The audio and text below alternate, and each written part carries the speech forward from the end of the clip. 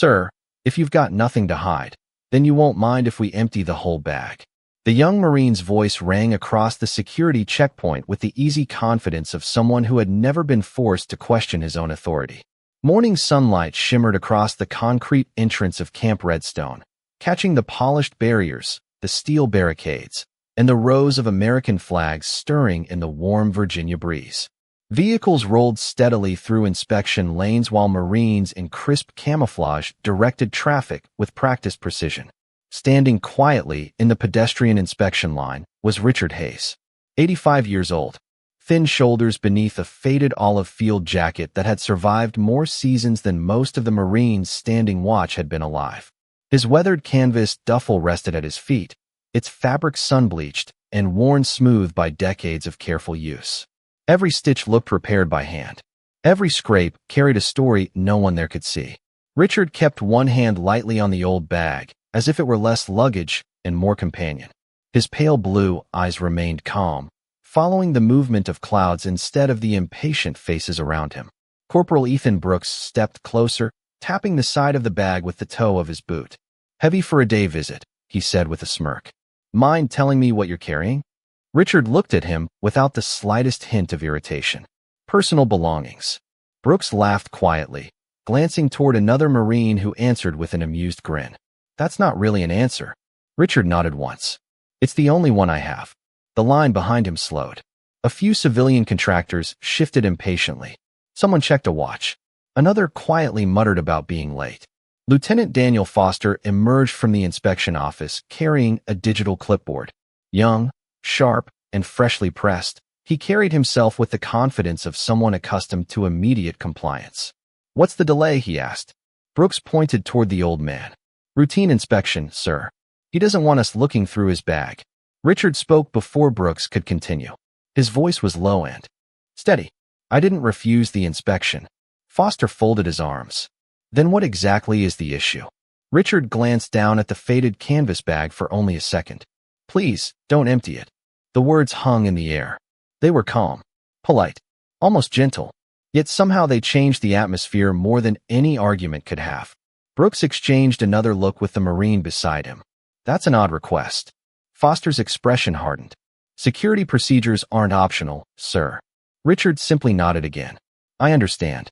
Then stepped back. Richard slowly released the worn leather handle. His movements carried neither fear nor reluctance, only quiet resignation, as though he had learned long ago that explaining himself rarely changed another person's first impression. Brooks crouched beside the duffel, studying its faded buckles and patched seams. "Looks like it belongs in a museum," he joked. A few nearby Marines chuckled. One contractor shook his head and looked away. Richard remained perfectly still. The morning breeze lifted the loose edge of his jacket while distant helicopters hummed somewhere beyond the tree line. Brooks reached for the first buckle. Richard finally spoke again, almost in a whisper. "Please be careful." Brooks grinned without looking up. "Now I'm definitely curious." Around them, conversations faded. Even those waiting in line found themselves watching. There was something unusual about the old man's silence. He wasn't nervous. He wasn't angry. He simply stood there with the patience of someone who had spent a lifetime wading through storms far greater than delayed checkpoints. Brooks unclipped the first strap, then the second. The old canvas gave a soft creak as the flaps slowly lifted, revealing only darkness inside. He smiled confidently, certain that whatever made this elderly visitor so protective would finally be exposed for everyone to see. Corporal Ethan Brooks folded the heavy canvas flap farther back and frowned. There was nothing dramatic waiting inside. No weapons, no electronics, no suspicious equipment. Only a carefully arranged collection of ordinary belongings resting exactly where someone had intentionally placed them. A neatly folded flannel shirt sat on top, beside an old thermos whose faded green paint had chipped away from decades of use. Beneath it rested a weathered Bible with softened leather corners, a pair of reading glasses tucked inside its pages, and a small tin containing loose peppermints that rattled gently when Brooks lifted it. "This is what you were worried about?" he asked with a laugh. "You made it sound like we were about to uncover classified documents." The Marines around him relaxed. One shook his head with an amused smile, while another quietly joked that the old man packed like his grandfather. Richard Hayes did not answer. His eyes never left the open bag. Brooks continued removing each item one by one, setting everything across the inspection table with growing carelessness. The folded shirt landed beside the thermos. The Bible slid onto the metal surface with a dull tap. A faded photograph drifted from between its pages before settling face down. Brooks barely noticed it.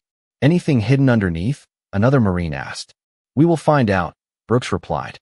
Lieutenant Daniel Foster watched silently with his clipboard tucked beneath one arm.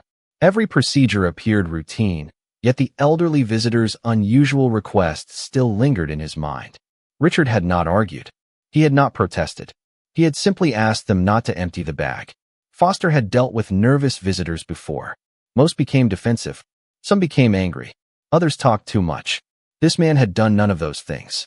His silence carried an uncomfortable weight that was difficult to explain. Brooks reached deeper into the canvas bag. His fingers brushed against another folded layer stitched into the lining. "Hold on," he said, looking up with a grin. "Looks like there is a hidden compartment after all." Several Marines leaned closer. A contractor waiting in line paused halfway through checking his phone. Richard slowly closed his eyes for just a moment before opening them again. "Please," he said quietly, "leave that one alone." Brooks looked over his shoulder. "Sir, he specifically asked us not to touch this part." Foster answered without hesitation. "Open it." Brooks nodded and carefully pulled at the worn fabric. The old stitching resisted at first before giving way with a soft tearing sound that echoed louder than it should have across the checkpoint. Inside rested a small wooden box no larger than a cigar case. Dark walnut, rounded edges polished smooth by countless years of careful handling. A brass latch reflected the morning sun with a dull golden glow. Brooks lifted it into both hands. It was surprisingly heavy. "Now this is interesting," he said. One Marine whistled softly. "Looks expensive." Another laughed. "Maybe the old guy has been carrying treasure around all these years." Richard took one slow step forward before stopping himself. His weathered face remained composed, but something in his eyes had changed. Not fear, not panic, something closer to quiet concern. "Please," he repeated, "do not force it open." Brooks smiled with easy confidence. "If there is nothing wrong inside, there is nothing to worry about." Richard looked directly at him. "Some things are not dangerous because they can hurt people." Brooks raised an eyebrow. "Then why protect it?" Richard answered after a long pause. "Because some things cannot be replaced." The checkpoint fell strangely quiet. Even the distant sound of helicopters seemed farther away. Brooks rested the box on the inspection table and placed his thumb beneath the small brass latch. Around him, every curious face leaned a little closer, believing they were about to discover an old man's harmless secret. None of them realized they were only one quiet click away from changing the entire course of the morning. The brass latch released with a soft click that sounded almost impossibly loud against the growing silence.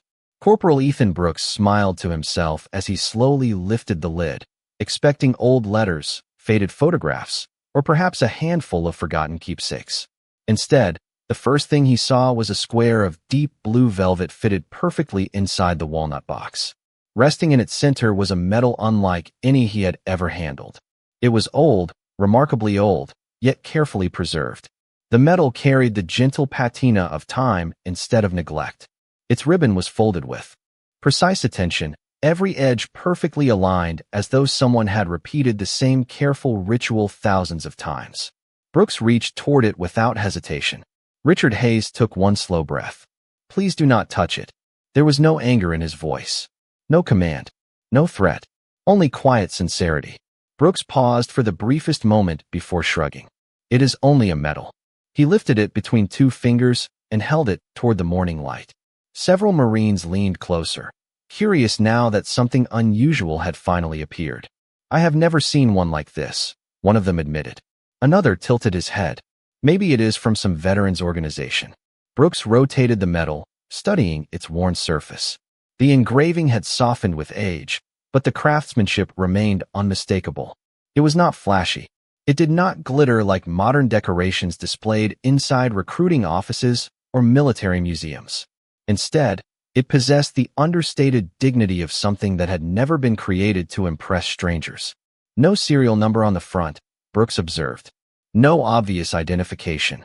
Lieutenant Daniel Foster stepped beside him and examined the piece from a respectful distance. Turn it over. Brooks flipped the metal carefully. A short inscription appeared on the reverse beneath years of careful polishing. He narrowed his eyes while reading it aloud. Presented for extraordinary courage beyond duty. He looked up. That is all it says. Foster frowned. No date. Brooks shook his head. No unit either. One Marine chuckled softly. Maybe somebody bought it at an antique store. Another laughed. Or maybe it came from a flea market. Richard remained silent. His eyes never left the metal resting in Brooks's hand. They were steady, but something deeper lived behind them now. Something impossible to mistake for ordinary attachment. The breeze carried the distant scent of pine trees mixed with warm asphalt. Somewhere beyond the security fence, a helicopter crossed the blue sky, its rotor blades creating a slow, rhythmic pulse that drifted across the base. Richard heard the sound, and for the smallest fraction of a second his gaze unfocused. Brooks noticed none of it. He continued examining the metal with casual curiosity. You know, he said with a grin, if this thing is so valuable, you probably should not carry it around in an old canvas bag. Richard finally answered. It has traveled with me for more than 60 years. Brooks smiled politely, assuming the old man was exaggerating. Sentimental value? Richard nodded once. More than you can imagine. Foster watched the exchange in thoughtful silence. He could not explain why the atmosphere felt different. Nothing illegal had been found. Nothing dangerous had appeared. Yet every instinct told him this inspection had crossed into unfamiliar territory. The metal itself seemed ordinary enough, but the way Richard looked at it reminded Foster of something he had seen only once before, when an elderly Gold Star mother had unfolded a carefully preserved flag during a memorial ceremony. Objects sometimes carried stories too heavy for their weight. Brooks started lowering the metal back toward the velvet lining when a quiet voice came from farther down the inspection lane. Where did you get that? Everyone turned. A Marine captain had stopped halfway through crossing the checkpoint after returning from the administrative building. Captain Noah Carter stood perfectly still, his eyes fixed not on Richard Hayes, but on the weathered metal resting above the open wooden box, and the color slowly drained from his face. Captain Noah Carter did not answer immediately. He walked forward with measured steps, his eyes never leaving the weathered metal suspended between Corporal Ethan Brooks's fingers. The easy conversations around the checkpoint faded into an uneasy silence. Brooks looked from the metal to the captain and back again. You know what this is, sir? Carter stopped beside the inspection table. He did not reach for the decoration. Instead, he studied every worn edge, every faded thread of the ribbon, as though searching for something almost impossible to believe. May I ask where you found it? He said quietly. Brooks pointed toward the open walnut box. Hidden compartment inside his bag. Carter slowly looked at Richard Hayes.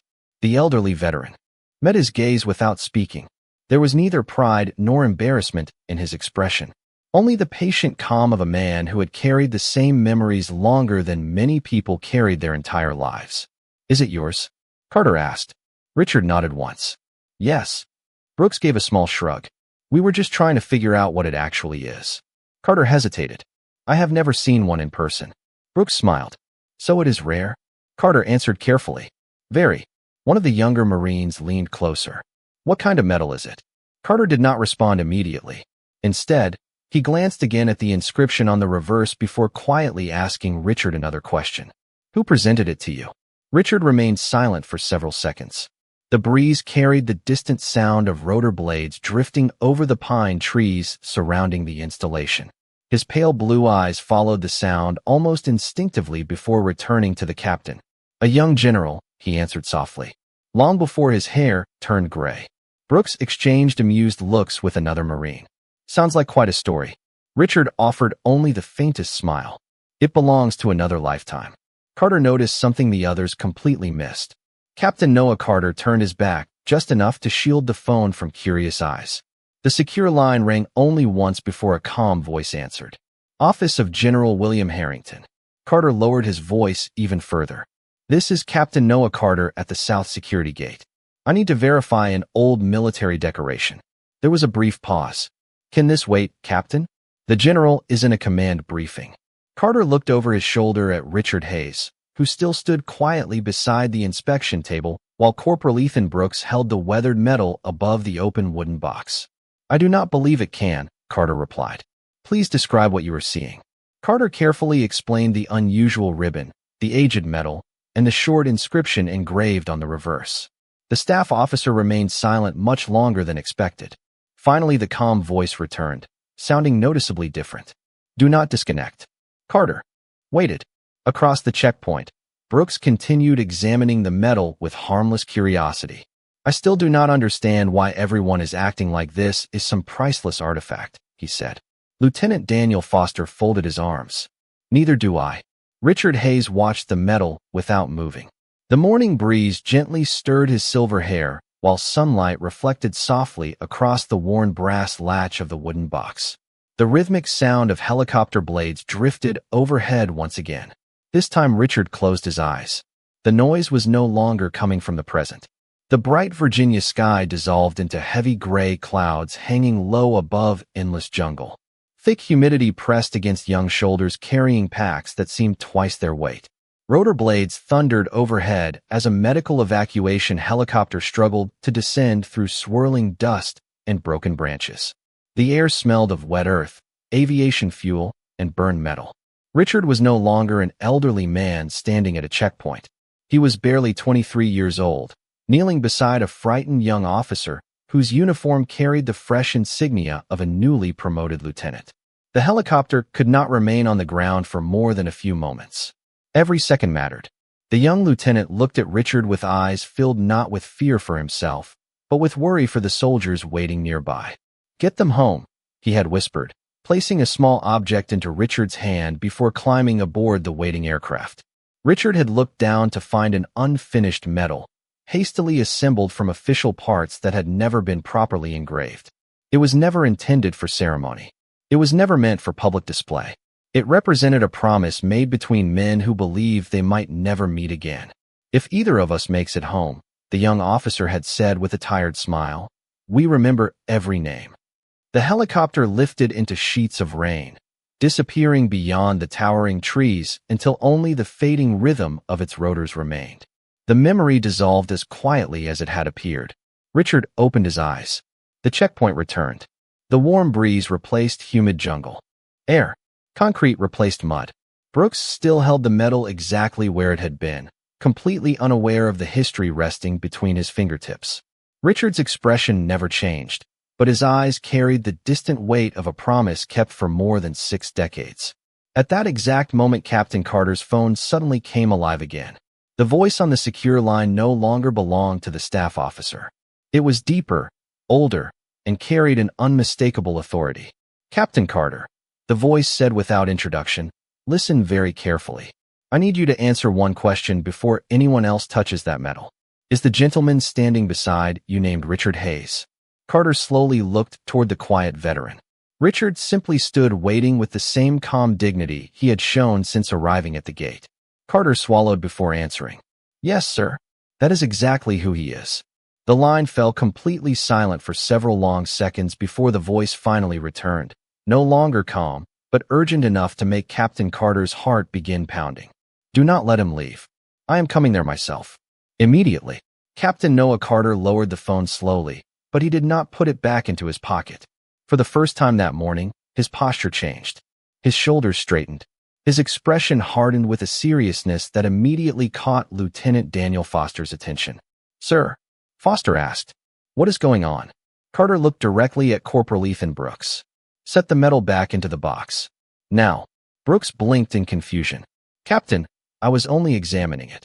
"That was not a suggestion, Corporal." Brooks carefully lowered the metal onto the blue velvet lining. His casual confidence faded as he noticed something he had overlooked before. Captain Carter was no longer looking at the metal. He was standing at quiet attention in front of the elderly man. Not fully formal. Not yet. But with unmistakable respect. Foster stepped closer. "Captain, can someone explain what is happening?" Carter chose his words carefully. "I cannot. Not yet. Did headquarters identify him?" Carter glanced toward Richard Hayes before answering. "Someone did." The checkpoint seemed to slow to half speed. Civilian visitors whispered among themselves. Marines arriving for duty found themselves quietly stopping rather than walking past. Even the gate traffic appeared strangely subdued, as though the atmosphere itself had shifted without anyone understanding why. Richard remained exactly where he had been since arriving. The old canvas bag still lay open across the inspection table. His Bible rested beside the thermos. The faded photograph remained face down where it had slipped earlier. He looked at none of it. Instead, he watched the American flag beyond the security barrier as it moved gently in the summer wind. Brooks cleared his throat. "Sir, am I in some kind of trouble?" Carter answered honestly. "I do not know."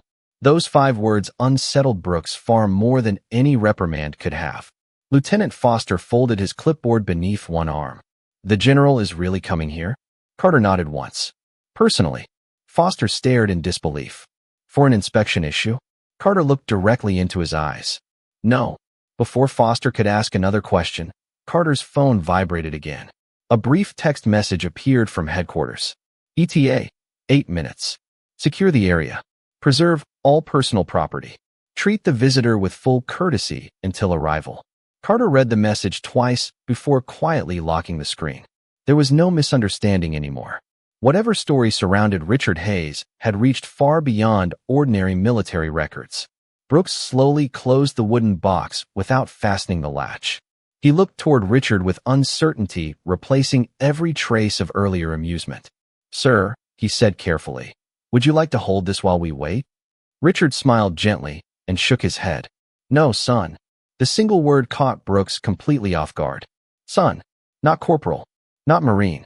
There was no sarcasm in it, only quiet kindness. Richard continued, "It has waited this long. A few more minutes will not matter." Brooks looked down at the metal resting inside the box. He suddenly found himself wondering how many years those words truly represented. 60? 70? More? The breeze carried another distant helicopter. Across the base, its steady rhythm echoing through the warm morning air. Richard listened without moving. His eyes softened with memories no one else could see. Captain Carter noticed that expression and understood something important. The old veteran was not anxious about meeting the general. He was simply waiting for an old promise to catch up with him. Beyond the checkpoint, the faint sound of approaching sirens drifted across the installation. They were not loud. They were not urgent. But every Marine standing at the gate recognized the unmistakable cadence of an official command convoy moving quickly through the base. Conversations stopped. Heads turned toward the main road. One by one, the Marines at the checkpoint instinctively adjusted their uniforms, sensing that whatever was about to happen next would be remembered long after this ordinary summer morning had passed into history. The command convoy appeared around the distant curve with quiet precision, a line of dark government vehicles moving steadily beneath the rows of towering oak trees that bordered the main avenue into the installation. No lights flashed. No sirens sounded now. The silence surrounding the convoy somehow carried even greater authority. Marines throughout the checkpoint instinctively straightened their posture as the lead vehicle approached. Lieutenant Daniel Foster stared toward the road, unable to understand why a 4-star general would interrupt a command briefing over an elderly visitor carrying an old medal inside a worn canvas bag. Captain Noah Carter quietly stepped away from the inspection table and spoke into his radio. "All personnel remain at your current positions. Maintain normal operations. Do not disturb the visitor." Even his choice of words had changed. Not subject. Not civilian. Visitor. Corporal Ethan Brooks noticed it immediately. The old confidence he had carried only minutes earlier had disappeared completely. He looked toward Richard Hayes, then back toward the carefully closed walnut box resting on the inspection table. Every ordinary object removed from the canvas bag suddenly seemed different. The faded Bible, the old thermos, the weathered photograph. Nothing appeared insignificant anymore. Brooks slowly picked up the photograph that had fallen from the Bible earlier. He hesitated before looking at it, then gently turned it over. The image showed 5 young soldiers standing beside a helicopter, smiling beneath rain-soaked helmets. Time had faded the colors almost completely, but one face remained unmistakably familiar.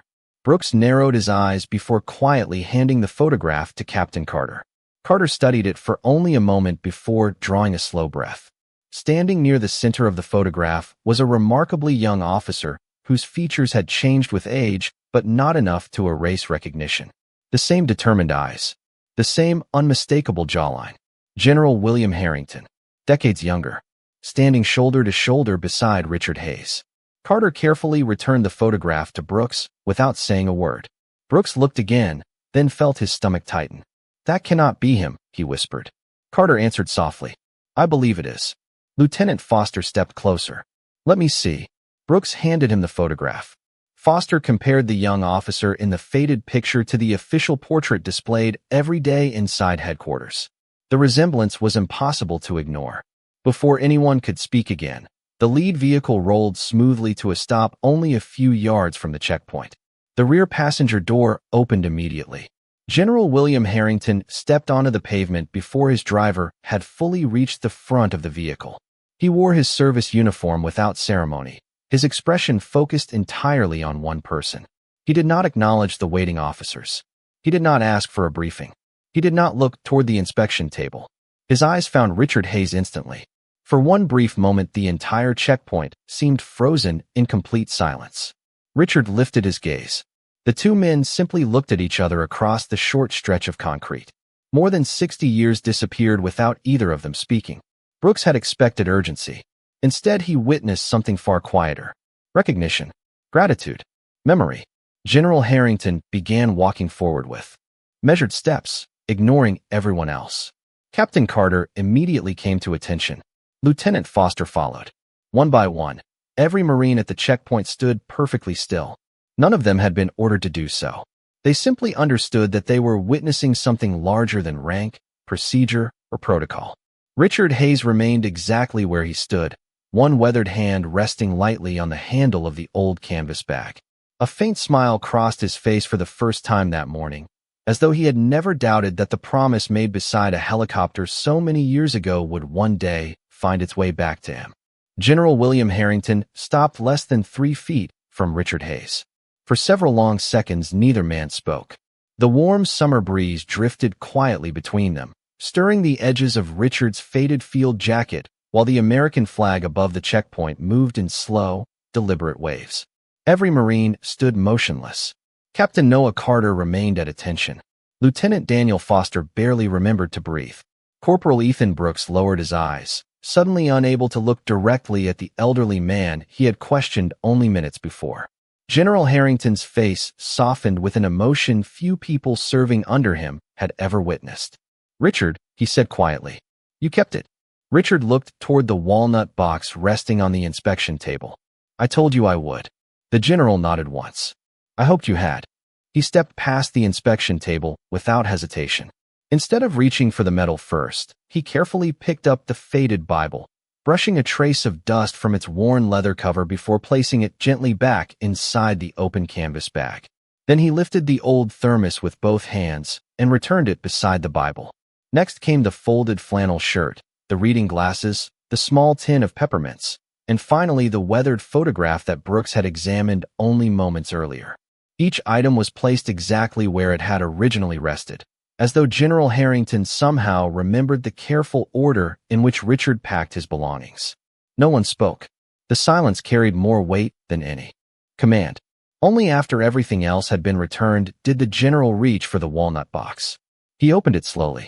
The weathered metal rested quietly against the blue velvet, untouched since Brooks had placed it back.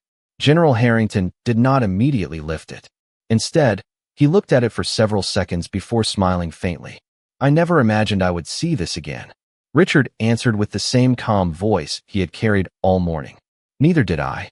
The general gently removed the medal using both hands, treating it with extraordinary care. He turned toward Richard and held it with the same respect someone might show an irreplaceable family heirloom. "Permission?" he asked softly. Richard nodded. General Harrington carefully placed the medal into Richard's waiting hands instead of pinning it to his jacket. "It has always belonged with you," he said.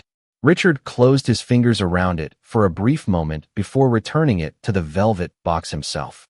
He closed the lid and fastened the small brass latch with quiet precision. Only then did General Harrington straighten his posture. Without warning, he rendered a flawless salute.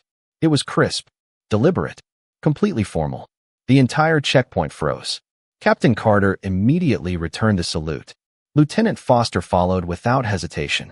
One by one, every Marine standing within sight did the same. No order had been given. None was necessary. Corporal Ethan Brooks felt his throat tighten as he slowly raised his own hand. His earlier confidence had disappeared, replaced by something much deeper than embarrassment. He finally understood that the quiet old man before him had never needed to explain himself. Richard slowly returned the salute with steady dignity. His hand no longer moved as quickly as it once had, but the gesture carried the effortless confidence of someone who had repeated it through countless seasons of service. General Harrington lowered his hand first. "Richard," he said with a gentle smile, "I came today because this base bears the values you taught us, even if some of us had not yet learned them." Richard looked around at the young Marines surrounding the checkpoint. There was no resentment in his expression, only understanding. "They were doing their job," he replied. "That matters too." General Harrington glanced toward Corporal Brooks and Lieutenant Foster before looking back at Richard. The lesson had already taken root. No lecture could have spoken more clearly than the grace the old veteran had chosen to show in return for misunderstanding. General William Harrington stepped beside Richard Hayes instead of in front of him, as though making it unmistakably clear that the elderly veteran was not being escorted but welcomed. Together they turned toward the open gate, while every Marine remained standing in respectful silence. The warm breeze carried the scent of fresh-cut grass across the parade field, and somewhere in the distance the steady rhythm of a helicopter echoed through the clear Virginia sky. Richard paused before taking his first step. He looked back at the inspection table where his old canvas bag had rested only minutes earlier beneath suspicious eyes. Now it sat neatly packed exactly as he had left home with it that morning. Corporal Ethan Brooks quietly picked it up with both hands and walked toward Richard. His confident stride had been replaced by careful humility. He stopped a respectful distance away and held the bag out without speaking. Richard accepted it with a gentle smile. "Thank you, son." Brooks swallowed before finally finding his voice. "Sir, I owe you an apology." Richard shook his head almost immediately. "No, you owe yourself a lesson. That is worth much more." Brooks lowered his eyes. "I thought I was protecting the base." Richard rested one weathered hand lightly on the canvas strap. "You were. Never stop doing your duty. Just remember that experience does not always announce itself." The words settled over the checkpoint more deeply than any formal reprimand ever could. Lieutenant Daniel Foster stepped forward next. "Mr. Hayes, I should have listened more carefully." Richard smiled. "One day a young Marine will stand where you are standing now. Give him the chance to become better than you were this morning. That is how service grows stronger." Captain Noah Carter quietly folded the faded photograph and slipped it back between the pages of the old Bible exactly where he had found it. Richard noticed the gesture and nodded with quiet appreciation. General Harrington watched the exchange with unmistakable pride. "You see," he said softly to the gathered Marines, "leadership is not measured by how loudly someone speaks. Sometimes it is measured by how patiently someone waits." No one answered. They did not need to. The lesson had already become part of the morning. General Harrington then looked toward Richard with a smile that carried more than 60 years of shared memory. "The dedication ceremony can wait another few minutes." Richard raised an eyebrow. "Still making generals wait?" The general laughed warmly, a sound that surprised many of the younger Marines who had never heard him laugh so freely. Only for one man. Together they walked through the gate side by side. No escort surrounded them. None was necessary. Every Marine lining the entrance remained at attention until both men disappeared beyond the trees leading toward headquarters. Even after they were gone, nobody moved for several long moments. The checkpoint slowly returned to life. Vehicles rolled forward again. Radios crackled. Orders resumed. Yet something invisible had changed. Corporal Ethan Brooks glanced toward the empty inspection table before quietly helping the next visitor with noticeably greater patience than he had shown that morning.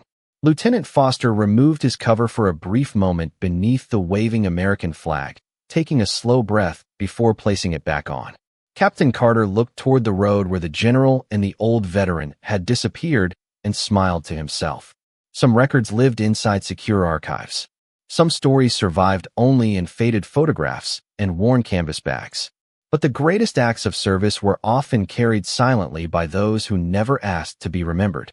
And on that quiet summer morning, every person standing at the gate discovered that respect is never earned by demanding recognition. It is earned by living a life that time itself cannot erase. Some salutes last a lifetime.